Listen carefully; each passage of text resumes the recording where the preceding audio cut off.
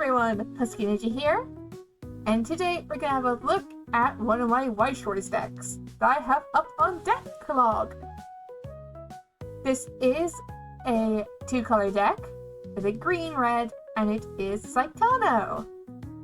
This deck I built focuses on Utawa and Eri, as I found that they work quite well together, and I have not watched or read the series, so if I mispronounced names, I am so sorry. It is a mixture of two trial decks and some booster packs and a booster box. But let's start! Barriers to overcome Eri. I run only one copy of this level 3 card.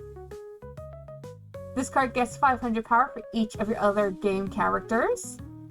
When this is placed on the stage from your hand, if you have 2 or more other game characters, you may choose one character in your clock and put it into your memory.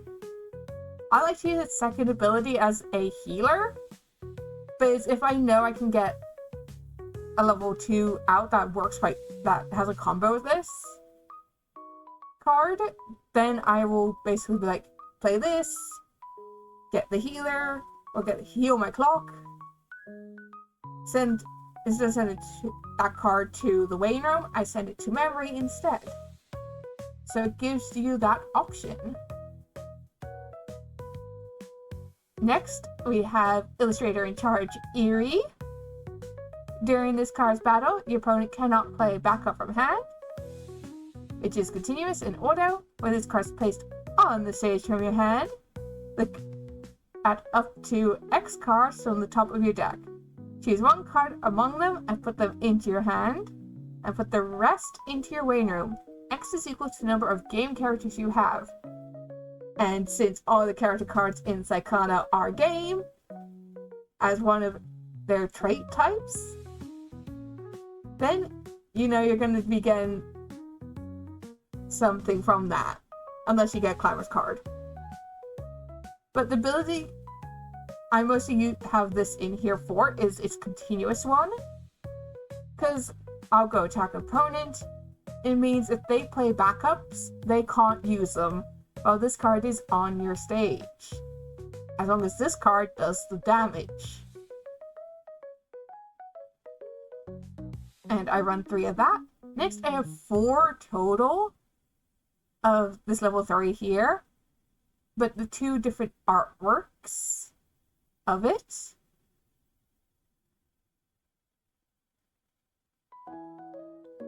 And it is Scenario Riding in Charge Utawa. When this card is placed on the stage from your hand, you put the top card of your clock in your waiting room. So is your traditional healer. And auto, when this card is placed on stage from your hand, this card gets X power to end a turn. X is equal to the number of games/novel characters you have times 1,000. So it makes it for having a slightly lower than normal level 3 power. Everyone the going norm is like 10k. But she makes up for that with her second ability. And next, Pride of Grade is Utawa. When this card attacks, if you have another game or novel character, this gets plus 1,500 power to the end of turn. And auto, pay 2, put 1 card from your hand in the waiting room, and put 1 character from your stage into your waiting room. This ability activates up to 1 per turn. During the turn that this card is placed on the stage from your hand, when this card's battle opponent becomes reversed, you pay the cost. If you do, reverse this card. I just have her mostly in here for power. Straight out just the power and for the soul. So if I can't get these ones out, I send her out. And it's just a quick, simple way of just keeping it in track of everything else in the deck. Next, Staring Daggers Eri. I run 4 of this level 2. When this card attacks, this card gets plus X power to the end of turn. X is equal to the number of other game characters you have times 1,000. So she can get close, well, around the same strength as a level 3, By level 2, for the cost of 1, you really can't say no to level 2s that can get that strong. Especially if you're up against someone who does standby and has quick character retrieval to the stage.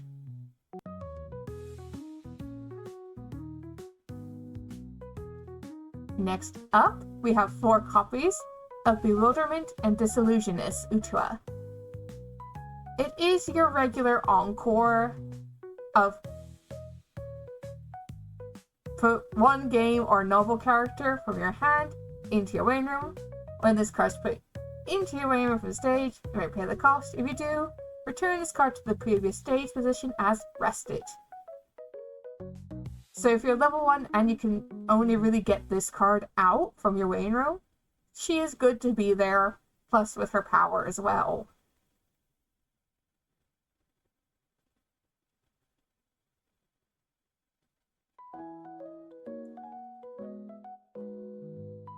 This is why I have the level 3 Eerie that sends cards to memory.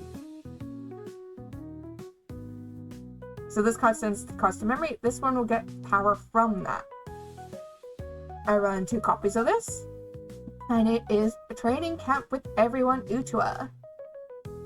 Continuous memory, if your memory has 2 or more game or novel characters, this card gets plus 4,000 power.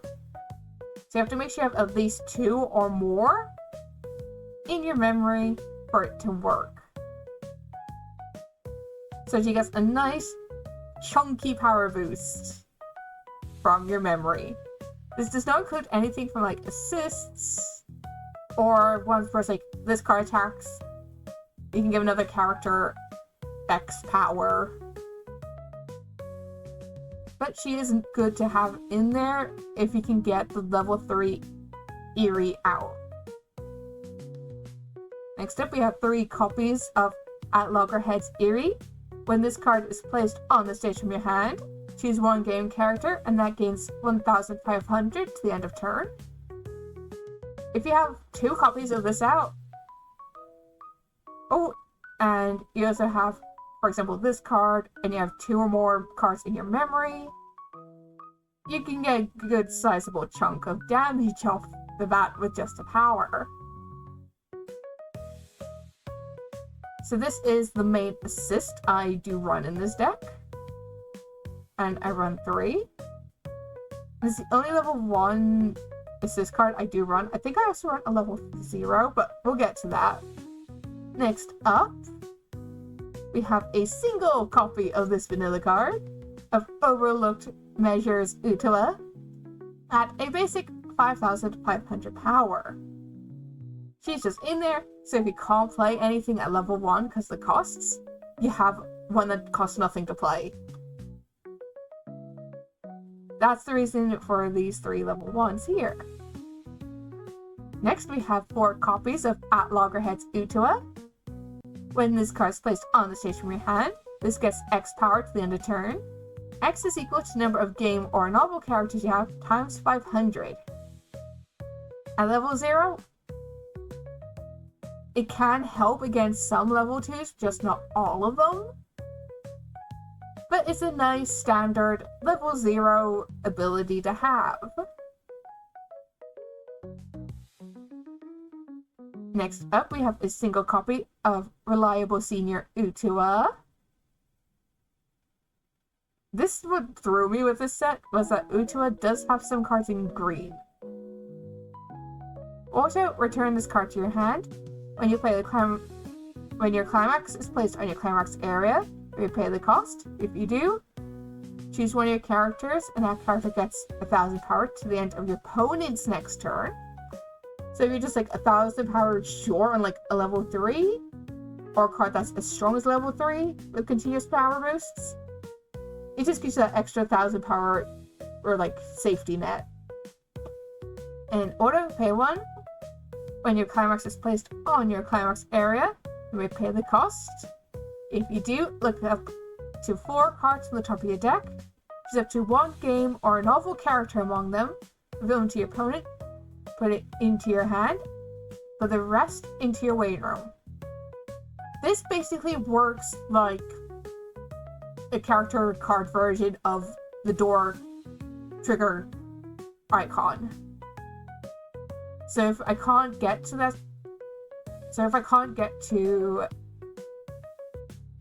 this climax card here, which lets me bring a character from my waiting room to my hand, she's just in there basically as a fifth one of that, essentially, without it being a climax card. Next up, we have Closet Otaku Eri. This is my basic level 0, well, your basic Come in the Garden level 0 assist card. Assist, all your characters in front of this get 500 power. And when you place a climax card in your climax area, choose one of your characters, and that gets 1000 power for the turn. So it does the same as Happy Party Train Mari in the Love Live Sunshine set. And it works similar to Uniform Jean, except in the Ruby base set, except for instead of being all your characters, it's just whatever cards are in front of her. Next, we have 2 copies of this vanilla card here. The Peak of Confusion Uta. She's just here basically as your standard 3000 power level 0 card. Plus to help fill up the quota of Utua and Eri cards. Next, we have Cold Stare Utua. If you have 1 or less characters, this gains 1500 power. She's really good to have as, like, you go in first or second, you need the extra power. Well, more so if you're going first, because you can play her out if she's in your hand when you start, and basically go from there. But if you don't meet the conditions of her continuous ability, then you can only do 2500 power. But she's still a really good level 0 card to have. Next, we have this Utua card here. Unconcealable Hospitality.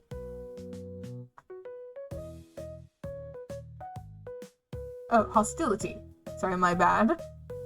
When this card is placed on the stage from your hand, pick up the top card of your deck and put it on the top of your deck or into your waiting room. It's a good way for you to check, like, is it going to be a climax card next that you're going to need, or is it going to be a character with a soul trigger icon? Or is it going to be one that has no trigger? And his second ability, at the beginning of your opponent's draw phase, reveal the top card of your deck. If that card is level 1 or higher, you may return this card to your hand. Climax cards are treated as level 0. You return the concealed card to its original place. That, I think, can be handy, but I don't really rely on it too much. Whenever I do put this one on stage, I do quickly play a card over it once I can. So she's just mostly in there for her first ability. Next, we have 1 copy of Tomoya's Proposal, which is an event card. There are 2 different event cards ran in this deck. This is one of them. Choose up to 2 characters in your waiting room and return them to your hand. So it's basically another way to bring characters from your waiting room to your hand. And yes, it's a level 2 cost 2. But if you think about it, that 2 costs equals you get to bring back 2 characters that you really need that are currently in your waiting room. So again, it's another character that works like the door trigger. I also ran 2 copies of Waiting in Vain. Choose up to 2 characters in your waiting room, return them to your hand. Choose 1 card in your hand and put in your waiting room. This is a trial deck event card, and it is so useful. Because imagine this. You're at a level where you need extra power. But the card you need the 2 cards you need are in your waiting room. So for example, you're at level 3. You have 2 of this on your on your stage. Or even if you ran 2 of this Eerie card. If you ran 2 of this and 1 of this, you need is another card. Or if you only had the 1 of this on stage, then you can use that, bring out another copy of this, or this assist, bring out an Eerie, and be able to deal more damage. So again, it's another one that kind of works like the door trigger, but you can get rid of a card that's like, I don't need a vanilla card right now, or this isn't what I need at this current moment in time in my hand. I'll discard this card so I can get 2 I do need out of my waiting room. So that's all the character and event cards. Next we're on to the climax cards. There are 2 copies of super popular illustrator Eerie. I am not going to risk mispronouncing her last name, but this is your Comedy Garden plus 2 soul to all your characters. Which is really good, especially when your opponent doesn't have anything in front of your character. This gives you that extra soul power. 4 copies of High School Otha Utua. She is your Comedy Garden. All your characters get 1000 power plus 1 soul, or is commonly known as 1/1. And if it's a climax card that you trigger, you can bring a character from your waiting room to your hand. And I just really like the artwork. The focus is on her, a couple of leaves, but then the rest is a nice soft blur. And I do run 2 of this standby card here.